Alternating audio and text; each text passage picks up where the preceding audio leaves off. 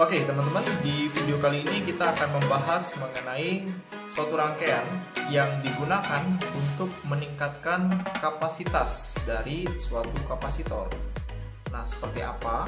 Sebagai contoh, misalkan kita memiliki satu buah kapasitor yang memiliki kapasitansi sebesar 1 picofarad. Nah, gimana ya caranya agar kapasitansi kapasitor kita ini meningkat menjadi misalkan 100 picofarad tanpa harus mengubah kapasitornya.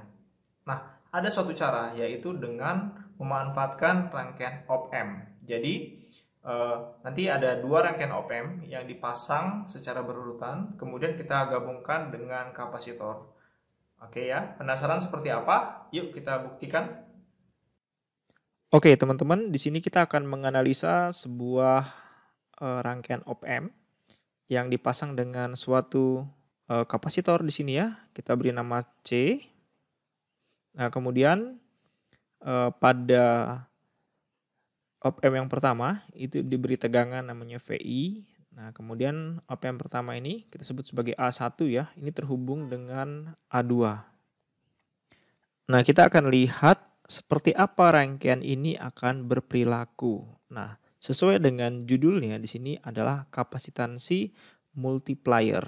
Artinya suatu rangkaian yang bisa meningkatkan nilai dari kapasitansi. Oke ya. Nah, sekarang kita lihat aja. Pertama kita analisa dulu teman-teman. Ya, di sini analisa I masuk ya, I1. Nah, di sini kita lihat karena pada op-amp yang pertama ini arus yang di sini adalah sama dengan 0, ini juga sama dengan 0, maka arus I1 ini akan menuju ke sini. Ya. Dia akan bergerak ke sini. Nah, ini adalah si I1. Ya, maka di sini bisa kita dapatkan I1 ya, sama dengan VI ya, tegangan di sini dikurangi tegangan di sini berarti VI minus V0 per impedansi ini ya. Impedansi ini kan adalah J omega kali C ya. 1 per berarti sini 1 per J omega kali C. Nah, di sini bisa kita tulis ya sama dengan J omega C buka kurung VI minus V0. Oke. Ini kita buat sebagai persamaan 1 ya. Nah, kemudian kita analisa lagi ya. Kita terapkan di sini, terapkan KCL ya pada node yang kedua. Oke, Pak, node 2 adalah di sini teman-teman. Ini ya, node 2. Nah, kita lihat arus yang masuk ke sini sama dengan arus yang keluar. Nah, yang ke sini tidak ada arus ya. I sama dengan 0. Kenapa? Karena prinsip dari op-amp ideal ya. Maka bisa kita bilang di sini bahwa arus masuk adalah VI ya, VI minus 0 ya. Kenapa nih tegangannya 0? Karena tegangan pada kedua input op-amp itu sama ya. Dan kebetulan ini di ground yang sebelah sini, maka tegangan ini ikut juga menjadi 0 ya. Jadi VI minus 0. Oke, kalau misalkan ada yang bertanya, kok ini tegangannya nilainya VI? Ya karena ini juga sama teman-teman. Ini kan tegangan input pada op-amp A1 ya. Nah, di sini kita lihat karena tegangan pada kedua input ini harus sama, maka ini adalah VI, maka ini juga ikut VI ya. Di sini makanya dia tegangannya VI. Oke ya, berarti VI minus 0 per R1 ya. Nah, ini sama dengan 0 ya, 0 minus V0 per R2. Oke. Nah, ini kalau kita sederhanakan, kita dapatkan V0 sama dengan minus R2 per R1 kali dengan VI. Nah, ini kita sebut sebagai persamaan 2. Nah, lalu kita substitusi teman-teman ya. Substitusi persamaan 2 ke persamaan 1. Nah, kalau kita substitusi maka kita dapatkan ya V0-nya kita ganti yang di sini ya. Maka I1 sama dengan ya, J omega C buka kurung 1 plus R2 per R1 kali dengan VI gitu ya. Atau bisa kita tulis di sini I ya, ini input per V input sama dengan J omega ya, buka kurung 1 plus R2 per R1 ini dikalikan dengan C. Nah, kemudian misalkan ini saya sebut sebagai persamaan 3 ya. Nah, kemudian kita lihat bahwa ini kan ada impedansi ya teman-teman, impedansi input ya. Saya tulis di sini. Impedansi input ya. ZI ya. ZI itu kan bisa kita tulis begini, ZI sama dengan VI per I input gitu ya. Berarti ini sama dengan ini ya teman-teman ya, dibalik aja. Maka ini kita tulis 1 per J omega. Nah, ini kalikan C ekuivalen.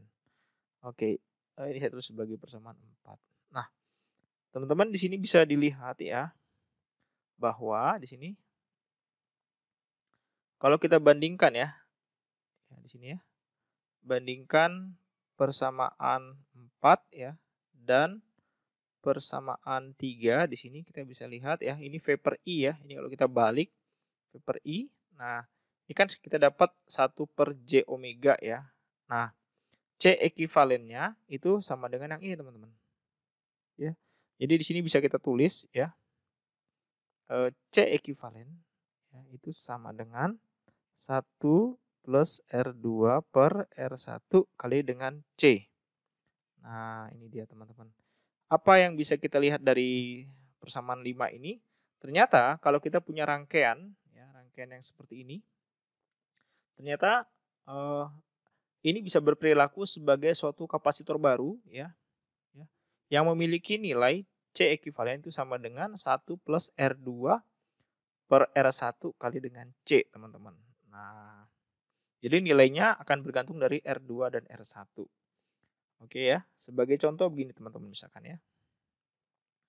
Contoh. Misalkan di sini kita ambil nilai R1 ya sama dengan 10 kilo ohm, kemudian R2 sama dengan 1 mega ohm, kemudian C-nya sama dengan 1 nanofarad. Nah, ini untuk rangkaian yang ini ya, teman-teman. Oke, biar lebih enak ini saya coba bawa ke bawah ya. Biar kelihatan. Oke, kita bawa ke bawah. Oke, sebentar. Nah, ini dia. Saya bawa ke bawah sini. Biar kelihatan. Nah, jadi ini kita ganti ya nilai R-nya. R1 yang ini kita ganti, R2, kemudian nilai C-nya juga ada di sini ya. Nah, kalau kita masukkan teman-teman ke persamaan ini ya, maka di sini C ekuivalennya sama dengan 1 plus R2 per R1 kali dengan C. Kita masukkan 1 plus R2-nya 1 mega ya, berarti 1 kali 10 pangkat 6 per 10 kali 10 pangkat 3 gitu ya, kali dengan C, 1 kali 10 pangkat minus milimikronano ya, min 9. Maka ini kita mendapatkan 101 nanofarad C ekuivalen. Nah, sekarang coba teman-teman bandingkan ya. Kalau kita menggunakan kapasitor 1 nanofarad, ternyata kalau dirangkai dengan rangkaian seperti ini ya, dengan ada op-amp, ternyata kapasitansinya bertambah besar ya. Berapa banyak? Sebesar kira-kira 100 kali lipat ya. Ini 1 nanofarad jadi 101 nanofarad. Nah, ini yang disebut sebagai rangkaian multiplier pada kapasitor. Jadi kita bisa seolah-olah kita rangkaian ini itu menjadi suatu kapasitor baru ya, yang memiliki nilai kapasitansi bisa sampai 1000 sebenarnya ya. Dalam kasus ini saya dikalikan dengan 100 kalinya ya. Jadi tergantung dari nilai R1 dan R2. Oke, itu dia. Oke teman-teman, itu tadi adalah tentang rangkaian kapasitansi multiplier ya. Oke, sampai ketemu lagi di video yang lain. Bye.